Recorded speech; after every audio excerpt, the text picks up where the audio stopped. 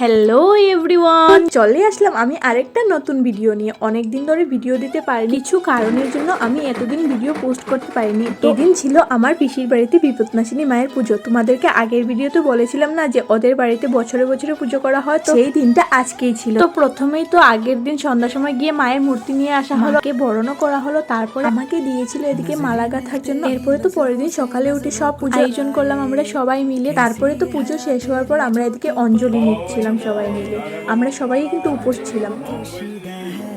তারপরে তো বর্দা বসে এদিকে যজ্ঞ করছিল। যজ্ঞ শেষ হওয়ার পর আমরা যাচ্ছিলাম গঙ্গাকে পুজো করার জন্য। আমাদের পিসির বাড়িতে তো প্রত্যেক বছরই পুজো হয়, কিন্তু আমরা কেউই শাড়ি পরি না। তো আজকে আমরা সবাই প্ল্যান করে শাড়ি পরলাম। শাড়ি পরে আমাকে কেমন লাগছে অবশ্যই বলবে কিন্তু। তো তারপরে আমরা চলে গেছিলাম খেতে, কারণ অনেক খিদে পেয়েছিল। সকালে তো আমরা উপোস থেকে অঞ্জলি নিয়েছিলাম। তো খাবারে ছিল ডাল, পেটিস, শুক্তো, তারপরে পনিরের তরকারি, কাঁঠালের তরকারি, লাস্টে ছিল চাটনি আর পায়েস।